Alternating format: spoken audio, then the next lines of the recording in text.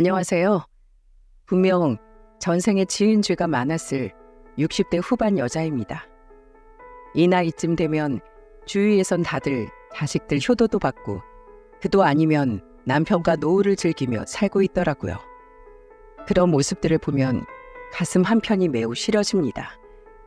왜 내 가족은 저들처럼 평범하게 살지 못했을까 하고요. 오늘은 쑥스럽지만 이 채널의 많은 분들에 비해 별것 아닐지도 모를 제 이야기를 한번 꺼내놓고 싶어 조심스럽게 글을 적어봅니다. 저도 40대 초반까지는 비교적 평범한 삶을 살았던 것 같아요. 가끔 저와 투닥거리긴 해도 성실하고 가정적인 남편과 연년생인 두 딸과 함께 말이죠. 특히 두 딸 중에서도 큰딸은 사춘기 한번 찾아오지 않고 정말 착하게 컸습니다. 서울에서 회사를 다니던 남편과 막국수집을 하던 저, 그렇게 우리는 맞벌이 부부였습니다. 그래도 최대한 딸들이 아침 저녁만은 정갈한 집밥을 먹게 해주고 싶었어요. 점심은 두 아이 다 학교에서 먹고 오니까요. 그래서 매일 꼭두 새벽부터 일어나 딸들이 아침밥을 차려놓고 출근을 했고 남편보다 이르게 집으로 와 설거지하고 또 저녁을 차렸죠. 그런데 큰딸이 초등학교 3학년이 된 무렵부터 집에 들어가면 항상 설거지가 되어 있는 겁니다. 저는 놀라서 큰딸에게 물었어요. 이거 선이 네가 있어? 엄마 매일 일하느라 힘들잖아. 내가 아직 요리는 잘 몰라서 못하지만 설거지는 잘할 수 있어. 앞으로 요리도 배워서 내가 엄마 밥도 차려줄게. 기특하면서도 안쓰러웠습니다. 저 또한 농사일을 하시던 부모님 아래에서 자라 어릴 적부터 가사일을 했었거든요. 그래서 내 딸들은 최대한 귀하게만 키우고 싶었는데 너무 일찍부터 부모를 챙기게 해서 미안한 마음이 가득했죠. 얼마 뒤부턴 둘째 딸도 제 언니를 따라 조금씩 집안일을 돕기 시작했습니다. 저는 딸들을 말리는 대신 더 열심히 일했어요. 기왕 이렇게 된 거 얼른 열심히 돈을 벌어 딸들을 부족함 없이 키워주겠다는 일념 하나로요. 열심히 한 덕분인지 식당은 제법 매출이 잘 나왔습니다. 그래서 큰딸이 고등학교에 입학했을 무렵엔 직원들까지 두고 일할 정도가 되어 시간도 전보다 여유롭게 쓸 수 있었어요. 어찌 보면 다행이었죠. 두 딸 모두 공부를 꽤나 잘했기에 수능이 얼마 남지 않은 고등학교 시절엔 제가 집에서 꼭 뒷바라지를 해주고 싶었거든요. 특히 큰딸은 착하기만 한 게 아니라 아주 소문난 모범생이라 매번 전교석차 5등 밖으로는 벗어난 적이 없을 정도였으니까요. 하지만 딸들의 뒷바라지를 잘하겠다는 제 포부는 1년도 되지 않아 와르르 무너졌습니다.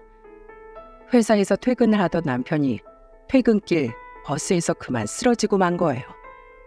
저는 가게는 직원들에게 맡기고 남편을 간호하기 시작했습니다. 남편은 혼자 움직일 수도 제대로 말을 할 수도 없었어요. 한 번은 남편을 휠체어에 태운 채 병원 샤워실에서 목욕을 시키는데 남편이 그 자리에서 대변을 보는 바람에 한바탕 곤혹을 치른 적도 있었죠. 어떻게든 뒷수습을 하려 했지만 결국 병원 간호사들과 미화원이 달려와 저는 엉엉 울며 사과를 해야 했습니다.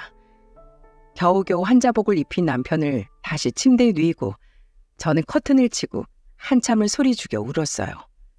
그런데 학교가 끝나고 곧장 병원으로 온 큰딸이 그런 제 모습을 보고야 말았더군요. 왜 우냐는 놀란 딸의 말에 저는 낮에 있었던 일을 말해주었습니다. 네 아빠 평생 저렇게 살면 어떡하니? 엄마 너무 무섭다. 괜찮아 엄마, 울지 마. 나랑 제이가 있잖아. 딸은 저를 끌어안고 위로해 주었어요. 정작 자신도 눈물을 줄줄 흘리며 말이죠. 그날 딸은 자신의 용돈으로 병원 아래 매점에서 음료수를 2박스를 사왔습니다. 그리고 병동 간호사들과 미화부원들에게 음료수를 1박스씩 나눠드리더군요. 오늘 저희 아빠 때문에 고생 많으셨습니다. 죄송하고 감사해요. 이렇게 꾸벅 사과까지 해가며 말이죠. 게다가 큰딸은 하루 종일 학교에서 공부를 하느라 힘들었을 텐데도 학교가 끝나면 꼬박꼬박 병원으로 달려왔어요. 물론 둘째 딸도 자주 오긴 했지만 큰딸은 간이 침대에서 잠드는 저를 억지로라도 집에 들여보내고 종종 자신이 남편 곁에 남아있곤 했습니다. 그리고 다음날 아침 저와 교대 후 다시 학교로 등교했고요. 어느 날은 병동 간호사가 제게 이러더군요. 어머님, 큰따님이 병원에 있을 때 밤새도록 울면서 공부하는 거 알고 계세요? 그 모습을 볼 때마다 가슴이 짠하더라고요. 잠도 자지 않고 울면서 공부를 하고 있었다는 말에 가슴이 미어지다 못해 문드러지는 것 같았죠. 그 말을 들은 후 저는 딸들에게 일주일에 딱 2번만 병원에 오라고 말했어요. 두 딸은 어리둥절한 표정을 짓더군요. 너희가 니들 걱정하는 거 안다. 그리고 너희 둘 다 공부에 욕심이 있는 것도 알아. 선이야, 제이야, 만약에 이 중요한 시기에 너희가 부모 때문에 공부를 못해서 앞으로 인생에 대한 방향이 틀어지게 되면 나중에 이 부모의 마음이 어떻겠니? 평생 죄스러워서 너희 앞에 얼굴을 들 수도 없을 거다. 그러니 우리 인생을 멀리 보자꾸나. 우선은 공부를 해. 그래서 너희가 원하는 대로 좋은 대학에 가는 것이 결국 우리를 위한 일이야. 엄마가 이렇게 부탁한다. 제 말을 들은 딸들은 엉엉 울었습니다. 특히 큰딸은 도대체 뭐가 그렇게 죄스러운지 제게 연신 미안하다는 말을 했어요. 그리고 남편은 결국 큰딸이 대학에 들어가는 것조차 보지 못하고 투병 6개월 만에 세상을 떠나고 말았습니다. 이미 마음의 준비는 항상 하고 있었지만 아직까지 딱 하나 한으로 남아있는 게 있다면 그건 남편의 정신이 온전할 적에 한 번도 고맙다는 말을 하지 못했던 거예요. 저는 남편을 마지막으로 보내던 화장터에서 진심을 담아 남편에게 작별 인사를 건넸죠. 미안해요, 여보. 이렇게 당신과 일찍 헤어질 줄 알았다면 내 미리 당신에게 나와 결혼해줘서 그리고 항상 좋은 가장이 되어줘서 고맙다고 내 마음을 전했을 텐데요. 애들 걱정은 마요. 워낙에 우리보다 그릇이 크고 인품도 좋은 애들이니까 내가 엄마로서 짐이 되지만 않으면 분명 당신 보란듯이 잘 자라서 잘 살 테니까. 그러다 혹여 애들한테 무슨 일이 생기면 내가 지키고 섰다가 당신 목까지 아주 든든하게 보살필게요. 잘 가요. 저는 그렇게 남편을 마음에 묻었습니다.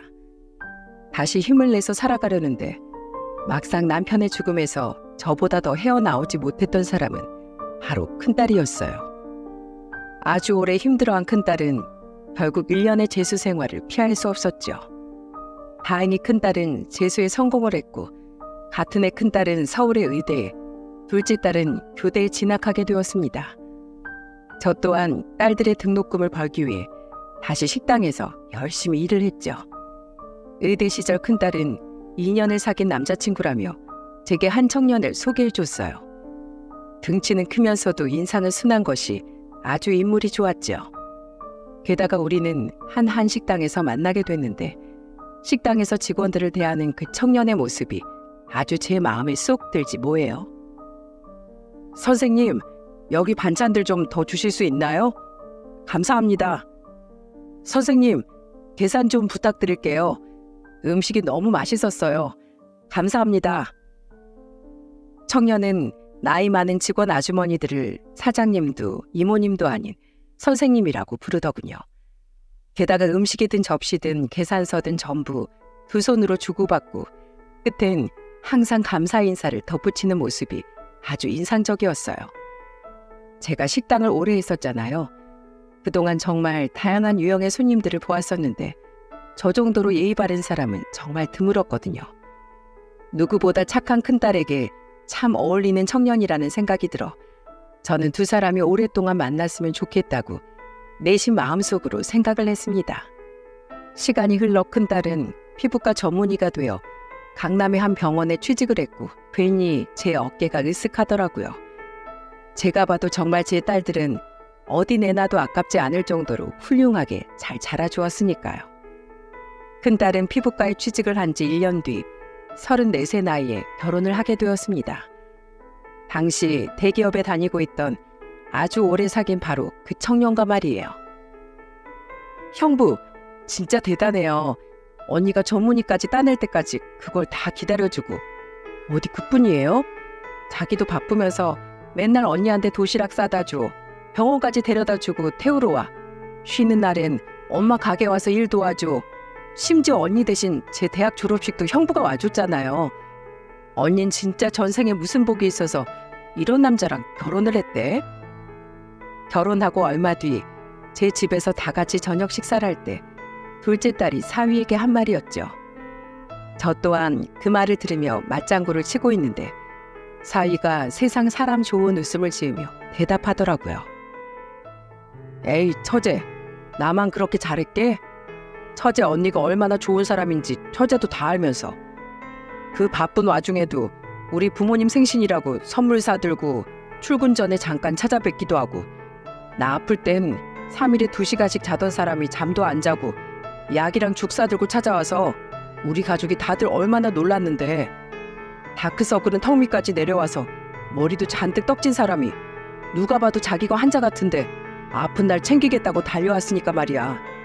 내가 그때 결심했잖아. 아, 이 여자랑 꼭 결혼해야겠다고. 장난으로라도 서로를 까내리거나 자신을 높이지 않고 큰딸과 사위는 서로를 존중하며 사이좋게 살아갔습니다. 그러 와중에 양가에도 어찌나 친자식처럼 자라던지 저는 정말로 아들이 한 명 더 생긴 것 같아 너무도 기뻤죠.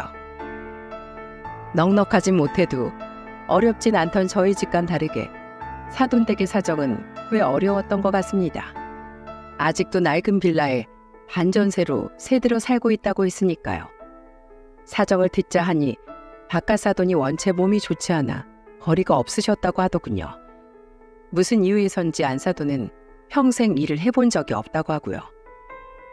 손아래 시누이는 음악한다고 노력하긴 했는데 그게 잘 안 돼서 지금은 작은 소기업에 다니고 있어. 좀 철딱선이 없긴 한데 난 제이처럼 의젓하고 친구 같은 동생밖에 없었잖아. 철없는 여동생이다 생각하니까 나름 귀엽더라고. 집에 돈은 안 보태도 자기 쓸 건 자기가 벌어서 쓰고 있으니 그걸로 됐지 뭐. 저는 아직 60밖에 안 된 안서두니 왜 놀고 있을까 싶긴 했지만 어쨌든 그건 사위 집 사정이니까 더는 묻지 않았어요. 이렇게 아들을 훌륭하게 키워내신 분이니 어련히 좋은 분일까 싶어서요.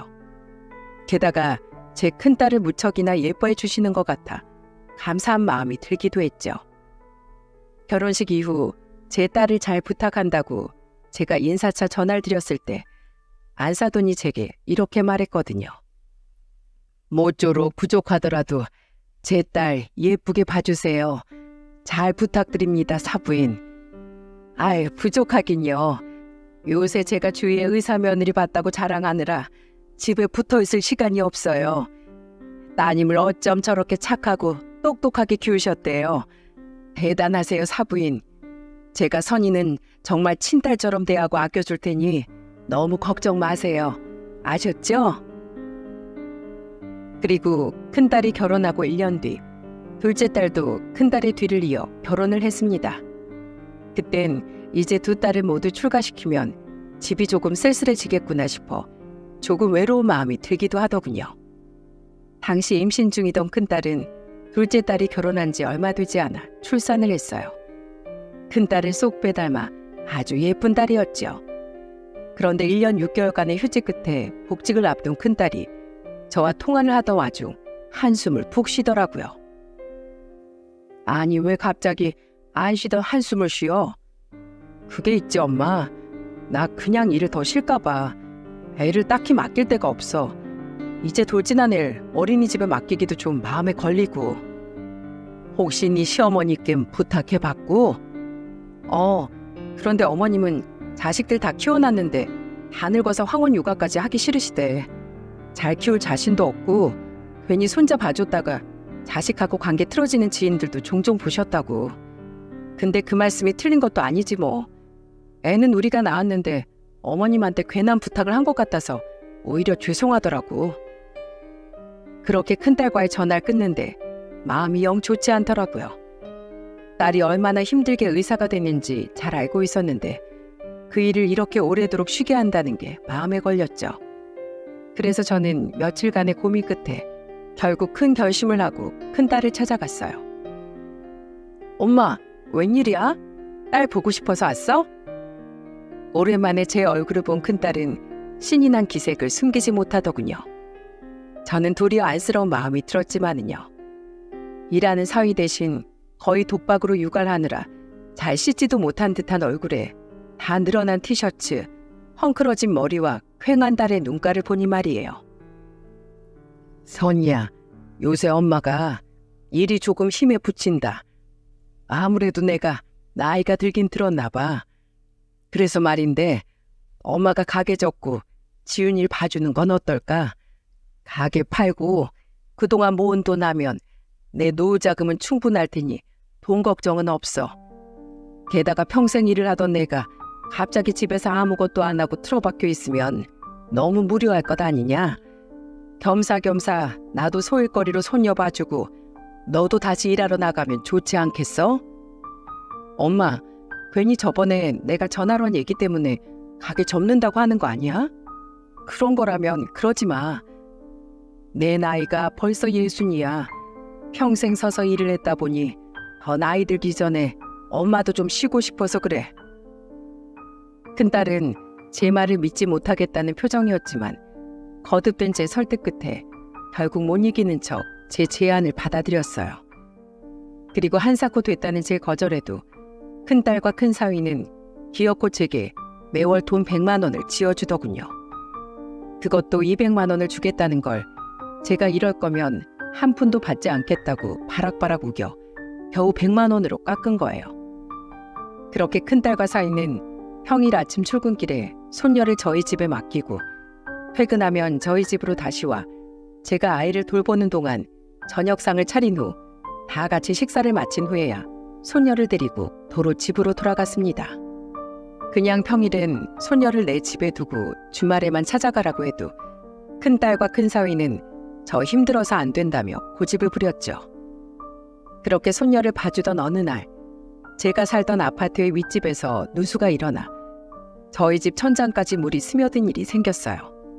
그래서 저는 누수공사 소음을 피해 손녀를 데리고 큰딸의 집에 이틀간 머무르게 되었죠. 그때 거실에서 손녀의 기저귀를 갈아주는데 갑자기 큰딸 집 현관문이 열리는 소리가 들리더라고요. 큰딸이나 사위가 무슨 볼일이 있어 집에 잠깐 들렀나 싶어 쳐다보는데 웬걸? 생각지도 못한 사람이 집으로 들어오는 게 아니겠어요? 안녕하세요. 그 사람은 바로 큰사위 여동생인 사돈처녀였어요. 당황했어요. 사돈처녀가 온다는 말은 전혀 전해 듣질 못했거든요. 그리고 당황한 건 사돈처녀 또한 마찬가지인 것 같았어요. 그 말인즉 사돈처녀가 큰딸과 큰사위에게 아무런 언질도 없이 멋대로 이 집에 왔다는 거 아니겠습니까? 저는 떨떠름한 표정을 애써 숨기며 사돈처녀에게 어쩐 일이냐고 물었어요. 그런데 사돈처녀는 무슨 죄를 짓다 들킨 사람처럼 우물쭈물하며 제대로 이야기를 하지 못하더군요. 좀 가지러 왔어요. 잠시만 방에 들어갔다가 금방 나갈게요. 그리고 사돈처녀는 안방에 가서 뭔가를 뒤적거리더니 제게 인사를 하는 둥 마는 둥 하고 황급히 집을 나가더군요. 저는 그날 저녁을 먹으며 큰딸 부부에게 낮에 있던 일을 말해주었어요. 그러자 이야기를 들은 큰사위의 표정이 급속도로 굳어지지 뭐예요. 윤미걔, 아직도 당신 옷하고 가방 훔치고 다녀? 당신 알고 있었어? 차라리 나한테 전화해서 말하면 미리 꺼내놓겠다고 말을 하는데도 아가씨 고집이 장난이 아니네. 그날 자기가 직접 눈으로 보고 마음에 드는 코디를 해야 한다나 뭐라나. 걔는 돈 버는 족족 죄다 쇼핑만 해대면서 자기 건 두고 뭐 하는 건지. 내가 미안해 여보. 장모님 놀라시게 해서 죄송해요. 제 여동생이 좀 철이 없어요. 그나저나 저번에 집 비밀번호 바꿨는데 어떻게 알고 또 멋대로 들어온 거야? 그게 저번에 어머님이 우리 엄마가 해준 김치가 맛있었다고 가지러 오신다면서 갑자기 연락을 주셨거든. 그래서 하는 수 없이 그때 알려드렸지. 아마 그때 어머님이 아가씨한테 알려주신 것 같네. 큰사위는 곤란한 표정으로 한숨을 푹 쉬었고 큰딸은 딸대로 또 난처한 웃음을 짓더군요. 두 사람의 대화를 들어보니 사돈처녀가 저러는 게 한두 번이 아니었던 것 같더라고요. 사돈처녀의 의외의 모습에 저는 혹시 제가 모르는 사돈댁의 사정이 또 있을까 싶어 나중에 큰딸에게 넌지시 물어보았습니다. 큰딸은 제게 이야기하길 망설이다가 정말 뭔가 사정이 있구나 싶어 제가 계속 채근하니 그제야 사돈댁에 관한 이야기를 털어놓더군요. 알고 보니 시댁이 가난했던 건 할할이 안사돈의 탓이더라고요. 가난한 집안 사정에도 안사돈은 집안의 가전들도 꼭 남들이 다 산다며 제일 크고 좋은 것들로 들여놔야 성에 찼고 남들이 가봤다는 여행지, 남들이 다닌다는 맛집 등 남들이 한다 하는 것들 중 좋은 건 무조건 본인도 해야 직성이 풀리는 사람이었다고 하네요. 사돈처녀는 그런 자기 엄마의 성정을 꼭 빼닮았고요. 그런데 결혼 전 벌이라곤 큰 사위의 벌이밖에 없었으니 그 많은 돈이 다 충당이 되었겠습니까? 결혼해서 보니 가계 자금으로 인한 빚이 4천만 원이나 있었다고 하더군요. 더군다나 그 빚이 안사돈이 멋대로 은행에서 빌려다가 쓴 돈이라 큰 사위조차 빚의 존재를 몰랐었다고 하더군요. 애아빠가 나한테 얼마나 미안해했는지 몰라. 근데 어디 그게 그 사람 잘못인가? 남편이 집에 가져다 주는 돈이 적어지니까 당장 어머님은 매달 대출금 못 갚으면 자기 신용불량자 된다고 난리시기에 결국 우선 우리가 대출 받아서 그 빚 다 갚아드렸어. 우리 둘 벌이 합치면 그 정도야 금방 갚으니까. 그리고 지금은 매달 월세랑 휴대폰비 공과금 내드리고 용돈도 150만 원씩 드리고 있어. 뭐? 너희 애도 키우는데 너무 많은 돈이 나가고 있는 거 아니니? 그래도 어머님이 아프신 아버님 보살피면서 자식들 둘이나 키우느라 얼마나 힘드셨겠어. 내 남편 이렇게 착하고 훌륭하게 키워주셔서 감사드린다는 마음으로 그냥 드리고 있어. 그러니까 엄마도 아무 소리 마. 알았지? 한숨이 나오더군요.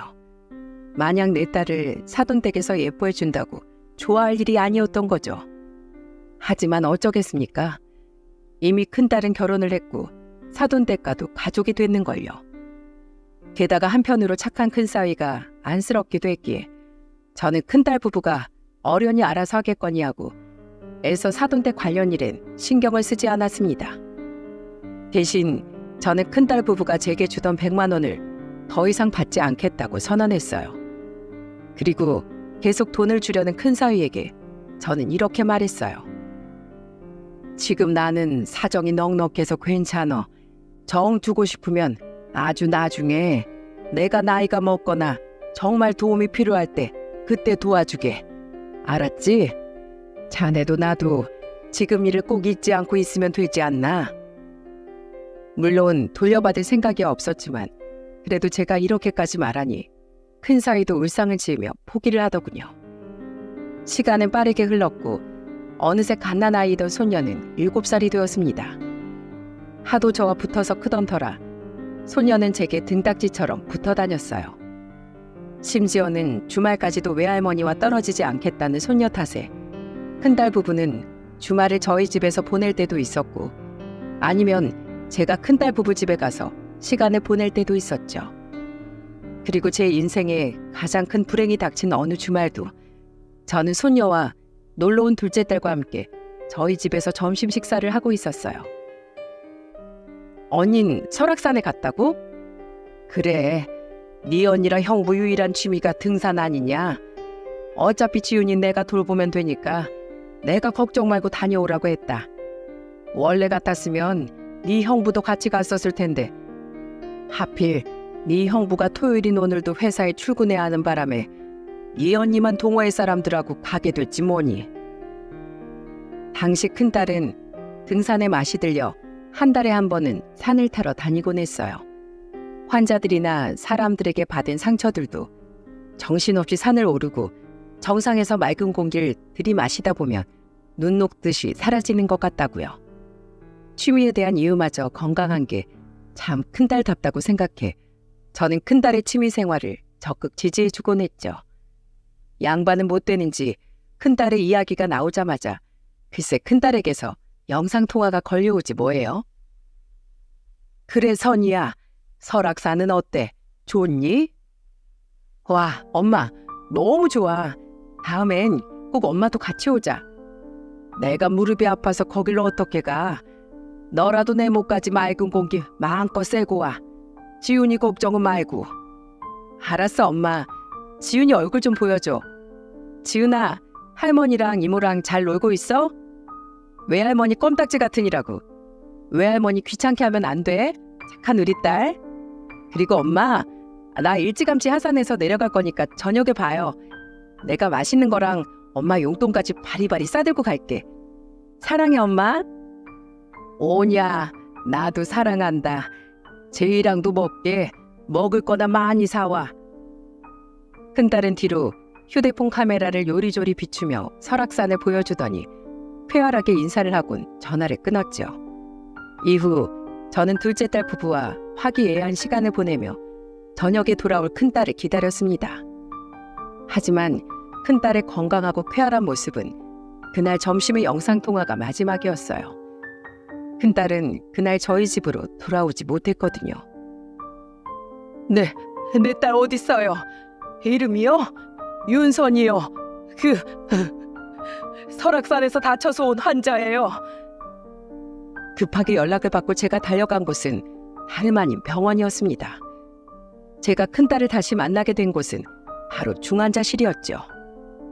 제 딸과 함께 산에 올랐던 동호회 회원들의 이야기를 들어보니 큰딸은 등산을 하던 도중 사진을 찍으러 커다란 바위에 기댔다고 합니다. 그런데 그 바위를 짚으려던 손이 그만 미끄러져 버린 거예요. 큰딸은 그대로 뒤쪽 비탈길로 넘어져 한참을 굴렀다고 하더군요. 크게 다친 딸은 긴 시간의 대수술 끝에 다행히 목숨을 건질 수 있었습니다. 하지만 딸은 더 이상 걷지도 제대로 말을 하지도 못하는 신세가 되고 말았어요. 목뼈에 큰 손상을 입은 큰딸은 전신마비 판정을 받게 되었거든요. 다시 말해 사지가 불구가 되어버린 거죠. 마른 하늘의 날벼락을 맞아도 이처럼 충격적이진 않았을 겁니다. 한순간에 전신불구가 된 큰딸을 보고 있자니 억장이 무너졌어요. 큰사위 또한 큰 충격을 받았는지 매일같이 큰딸을 부여잡고 울더군요. 선이야, 이거 꿈이지? 제발 꿈이라고 말해줘. 우리 다음 달은 장모님이랑 지훈이랑 같이 해외여행도 가기로 했잖아. 지훈이가 크면 나랑 둘이 배낭여행도 가기로 했잖아. 아니야. 그런 건 아무래도 좋으니까 제발 나한테 한마디만 해줘. 나한테 여보라고 한 번만 불러줘. 제발 선이야. 하지만 큰사위의 오열에도 큰딸은 천천히 눈만 꿈뻑일 뿐 아무런 행동도 하지 못했죠. 도대체 제가 전생에 무슨 죽을 죄를 졌기에 남편도 모자라 제 큰딸까지 저런 신세가 되어버린 건지 정말 하늘이 원망스러웠습니다. 이후 저와 큰사위는 번갈아가며 큰딸을 간병하기 시작했어요. 간병을 하지 않을 땐 손녀를 돌보았고요. 둘째 딸도 무척이나 자기 언니 곁에 있고 싶어 했지만 4시간이나 걸리는 지방에서 근무를 하고 있던 터라 시간을 자주 뺏어 오기가 어려웠어요. 석 달이 지난 후 큰딸은 대학병원에서 저희 집 근처의 요양병원으로 옮겨갔습니다. 그곳에서도 딸은 아직 몸에 어느 정도 기능이 돌아오지 않아 기저귀와 소변줄, 음식을 먹을 수 있는 콧줄과 호흡기 역할을 하는 목관까지 줄이란 줄은 죄다 달고 있었죠. 그리고 어느 날 여느 때와 같이 사위와 교대를 하러 병원으로 갔는데 병실 안에서 도란도란 말소리가 들리더군요. 누군가 하고 문틈으로 보니 큰사위 곁엔 안사돈이 앉아있더라고요. 반가운 마음에 문을 열고 들어가 인사를 하려는데 안사돈의 말에 저는 그만 그 자리에 멈춰서고 말았습니다. 선이엔 다시 몸이 돌아오긴 한다니? 병원비 너 얼마나 들어? 그리고 요새 너 집에 보내는 용돈이 조금 줄었던데 설마 앞으로도 계속 이렇게 보내는 거니? 두 사람 벌이가 한 사람 벌이로 줄고 거기다 병원비까지 나가서 당분간은 힘들어요. 그리고 엄마, 이 사람 멀쩡하지 못해도 의식이 있는 상태인데 말 좀 조심해 주세요. 저는 못 들은 척 병실로 들어가긴 했지만 그 뒤로는 안사돈이 무척이나 불편해졌어요. 이미 큰딸에게 이야기를 들어 가뜩이나 곱게 보이지 않던 마당에 제 딸이 이렇게 되었는데 거기다 대고 용돈 타령이나 하고 있는 그 여자를 별로 마주치고 싶지 않았죠. 하지만 안사돈의 무리하고 생각 없는 말은 그날에 그치지 않았습니다. 큰딸이 쓰러진 지 8개월쯤 되었던 어느 날이었어요. 당시에도 딸은 여전히 뇌손상도 심하고 사지가 마비된 상태였지만 눈을 꿈뻑이거나 아주 어눌한 말 정도는 더듬더듬 할 수 있을 정도로 약간의 상태가 호전되어 있었죠. 큰사위와 교대를 하려고 병실에 갔는데 왜인지 큰사위는 병실에 없었고 대신 안사돈이 간이 의자에 앉아있더군요.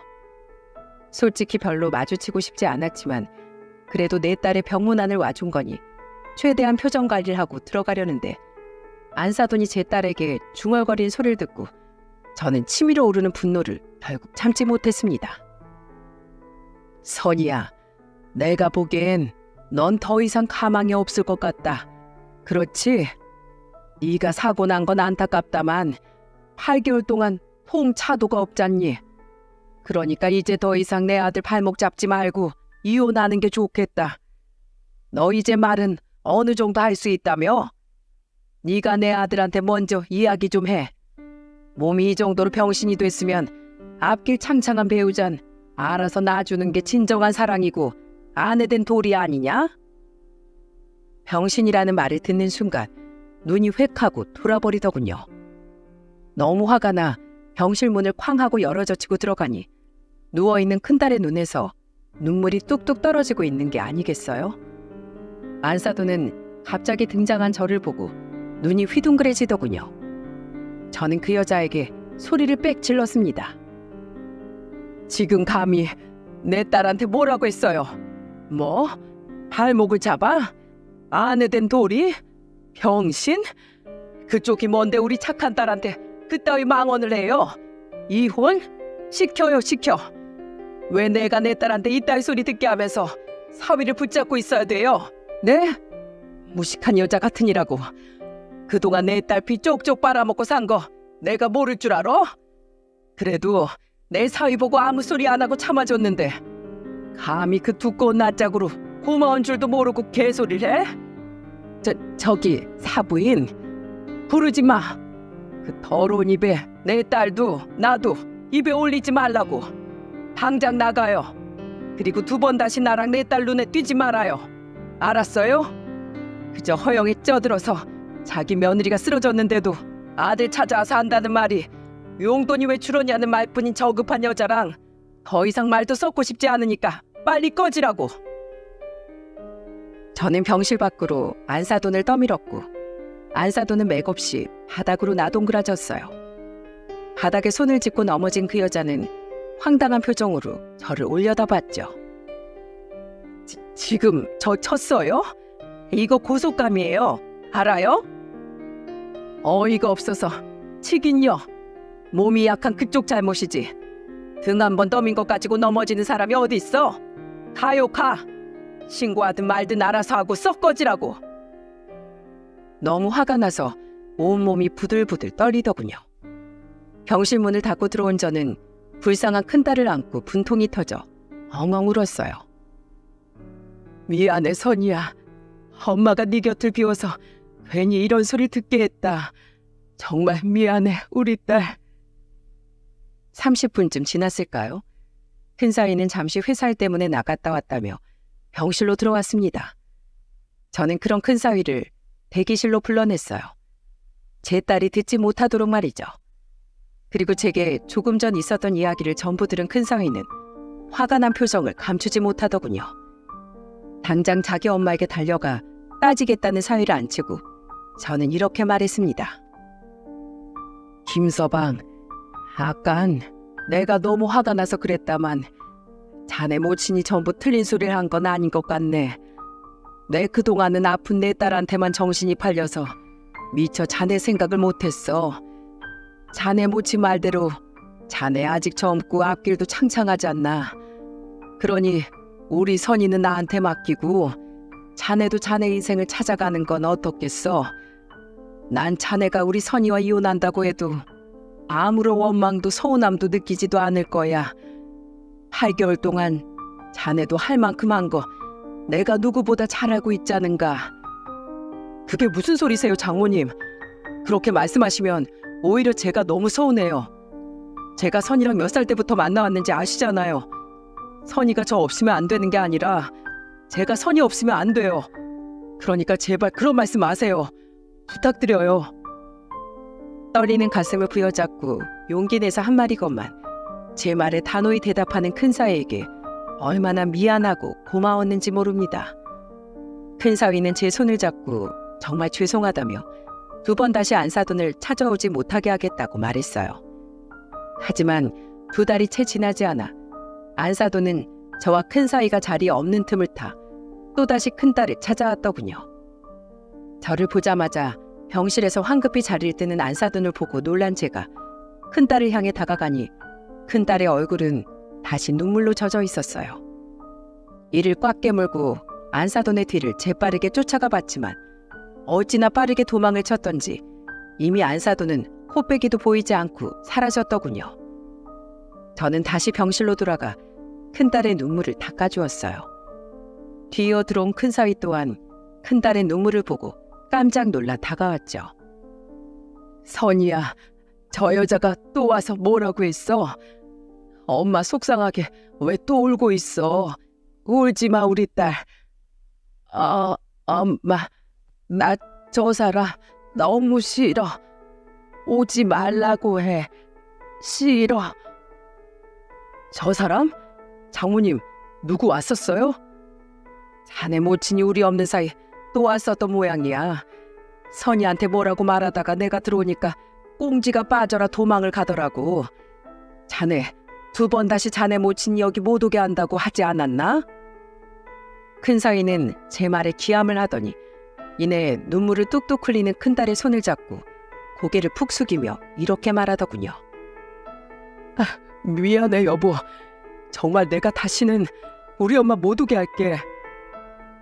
그리고 큰사위는 그 자리에서 안사돈에게 전화를 걸었습니다. 나가서 받으라고 할까 싶었지만 이번엔 저도 큰사위가 안사돈을 정말로 못 오게 단도리 치는 게 맞는지 들어보자 싶어 저는 잠자코 있었어요. 큰사위는 잔뜩 화가 난 목소리로 휴대폰 너머 안사돈과 언성을 높이며 싸우더군요. 엄마, 내가 여기 이제 찾아오지 말라고 했지? 엄마 여기 오는 이유 내가 모를 줄 알아? 엄마 용돈도 보내달라고 시위하는 거잖아.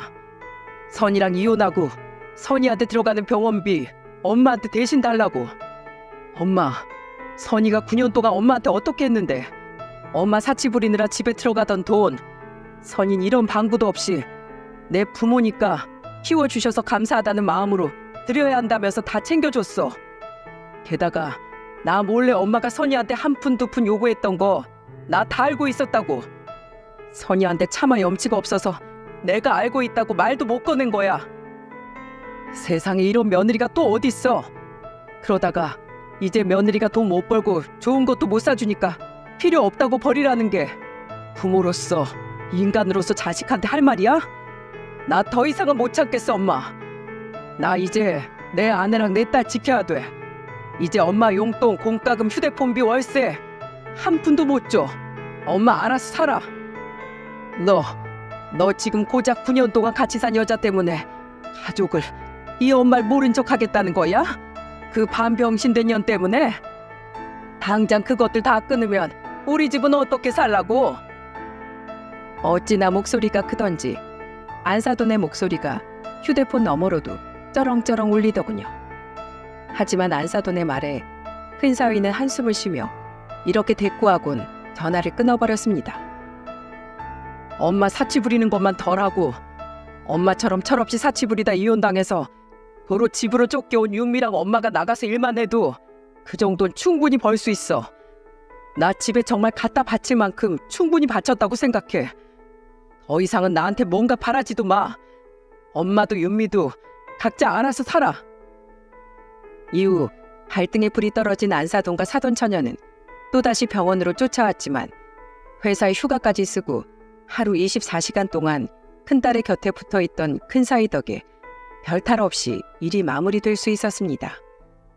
큰사위가 병원에 양해를 구하고 경찰까지 불러 그 둘을 쫓아냈거든요.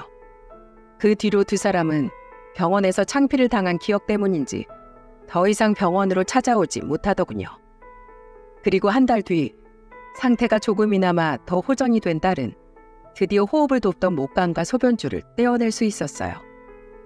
그리고 그날 큰사위는 저와 상의하에 큰딸의 퇴원을 결정했죠. 지금은 잠잠해도 또 언제 저희 엄마가 병원에 쳐들어올지도 모르고 평생 이 사람을 병원에 두기도 너무 미안해요. 선이가 너무 답답해하는 것 같아서요. 저 일 그만뒀어요, 장모님. 이제 이 사람 제가 집으로 데려가서 가정 간병하면서 잘 돌볼게요. 그러니까 장모님도 이제 좀 쉬세요.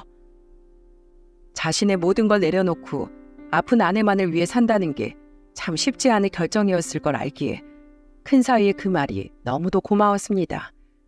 그리고 그럴 필요까지 없다는 제 만류에도 우리 딸이 태어나는 그날 큰사위는 기어코 자기 집과의 인연마저 끊어버렸어요. 저한테 미안해하실 필요 없어요, 장모님.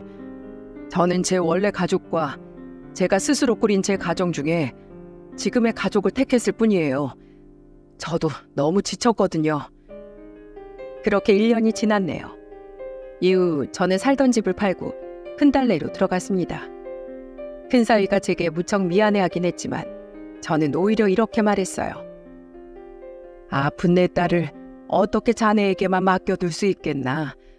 오히려 내가 자네한테 죄스러운 마음뿐이야. 그래도 어차피 고생길인 거 그 길 함께 가세. 지훈이도 어차피 돌봐줄 사람이 필요할 거 아니야. 지금 저와 큰사위는 번갈아가며 제 딸과 초등학생이 된 손녀를 돌보고 있습니다.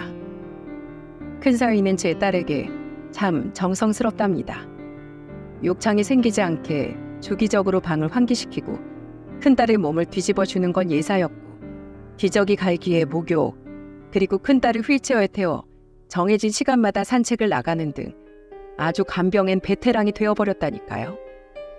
심지어 제 엄마를 닮아 너무도 착하게 큰 우리 손녀도 학교에서 돌아오면 제일 먼저 하는 일이 큰딸 볼에 뽀뽀를 하는 일일 정도로 아픈 제 큰딸은 가족들에게 사랑을 듬뿍 받고 있습니다.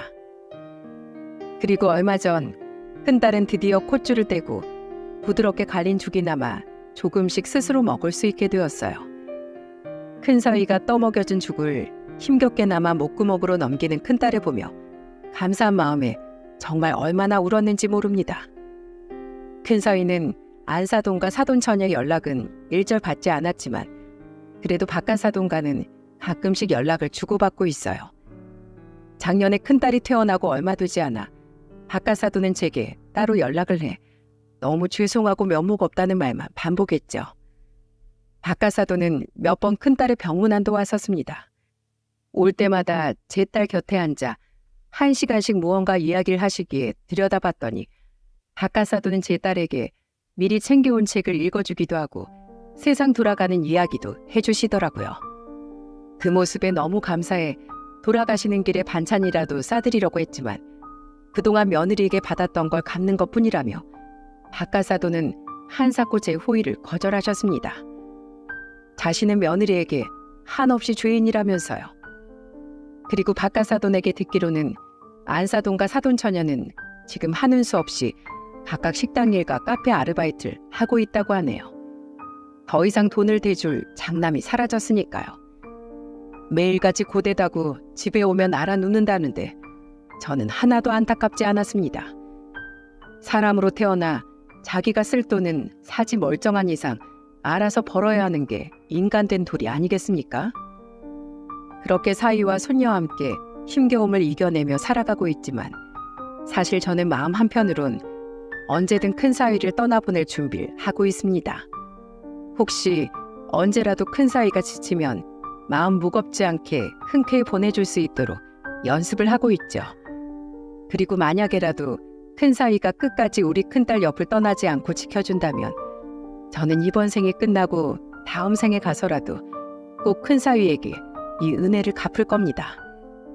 요즘 큰딸을 재우며 큰딸과 큰사위와 함께 이 채널의 사연을 듣곤 하는데, 만약에 이 사연이 채택되어서 방송이 된다면 부끄럽지만 이 글을 통해 제 진심이 큰사위에게 꼭 잘 전달이 되었으면 좋겠네요. 김서방, 원체 무뚝뚝하게 살아온 늙은이라 평소에 자주 말하지 못해서 미안하네만, 내 항상 진심으로 자네에게 미안해하고 고마워하고 있네. 자네를 만난 건 나와 선희 인생에 다시 없을 큰 행운이야. 부디 자넨 어디 다치지 말고 아픈 데 없이 아주 오래오래 건강하게 지내주었으면 내가 더 바랄 게 없겠어. 참으로 고맙고 사랑하네. 그럼 여기까지 제 이야기를 들어주신 모든 분들께 감사드리며 이만 글을 마치겠습니다.